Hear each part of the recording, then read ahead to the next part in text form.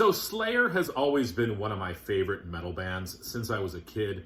I still listen to them today, but truth be told, when I was younger, Slayer scared the crap out of me, but that only made me want to listen to them more. I got a chance to see Slayer live. I forget what tour it was, but it was an amazing show.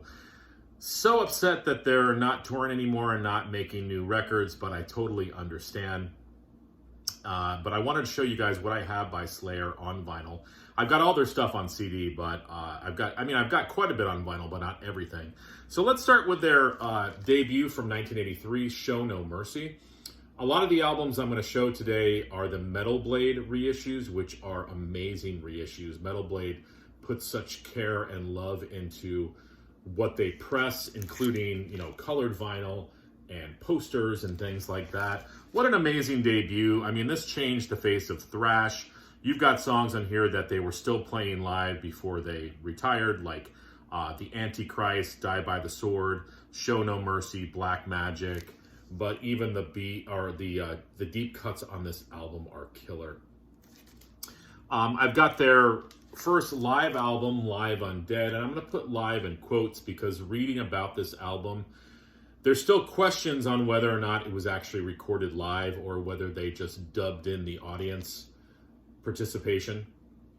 They pulled a Kiss, but you know, regardless, this is still a great live album with a bunch of songs from the first album, but plus you get the tune Aggressive Perfector. I've always loved that cover too. Their EP, Haunting the Chapel, which is a phenomenal EP. You know, just, 4 tunes. You've got Chemical Warfare, which is great, Capture of Sin, Haunting the Chapel, and then again, Aggressive Perfector as well. I'm not sure if it's a different version of Aggressive Perfector, but, you know, the tunes Haunting the Chapel and Chemical Warfare, worth the price of admission. Their second long player, Hell Awaits.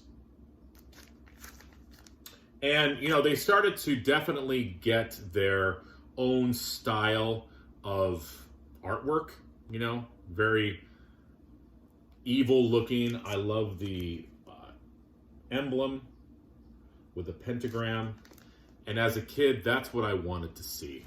I mean, you just made it feel like you were on the edge of the precipice of evil, and you knew your parents didn't want you listening to this, and that made it so much cooler. Hell Awaits, At Dawn They Sleep, one of my favorite songs.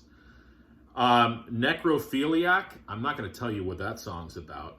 Hardening of the Arteries, Crypts of Eternity. I'm going to have to listen to this album today. Slayer, Hell Awaits. The album that they're probably best known for, not my favorite Slayer record, but Rain and Blood, maybe one of the fastest albums ever made, produced by Rick Rubin. I always thought this was cool. They're holding cans of Stella Artois, the beer. I drink Stella now, but I bet you back then nobody knew Stella Artois at all. So Slayer was on the cutting edge of beer manufacturing. This album from top to bottom, I mean, it's basically Thrash 101, Angel of Death, Piece by Piece, Altar of Sacrifice, Postmortem, Raining Blood. You know, there's no other album like it. It just, this, you know, their first album changed the face of thrash. This changed the face of thrash again. Bands wanted to be faster to match Slayer's intensity. I don't know if they ever did, though. My favorite Slayer record, South of Heaven. Always loved that cover art. What I like about South of Heaven was they took the fury of Rain and Blood, they brought it down a few notches, and they sort of streamlined the songs. This is a phenomenal record. South of Heaven, all the way through, they do a cover of Priest's Dissident Aggressor. Read Between the Lies is a top 5 Slayer song for me, but South of Heaven, what an amazing record. They followed that with my second favorite record, Seasons in the Abyss. And my friend and I in high school, we used to play this Nintendo, I forget what video game it was, but we would always have this on CD playing while we were playing that video game. I always had that vision in my head whenever I listened to this. But it opens up with a War Ensemble. And I love the song Dead Skin Mask.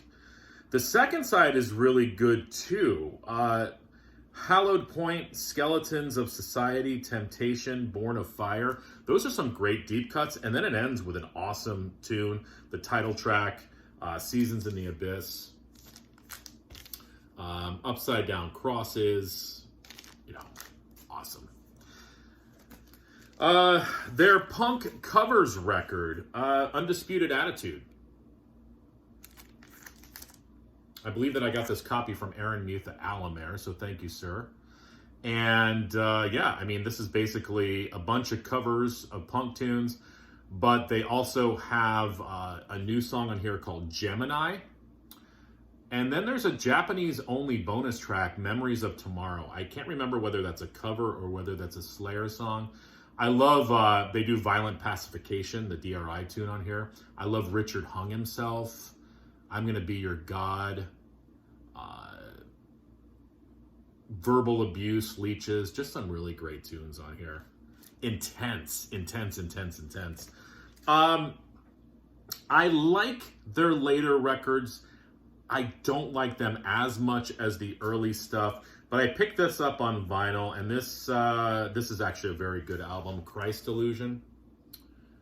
And I've shown this before. This also includes a unreleased tune called Final Six, and then an alternate version of the song Black Serenade.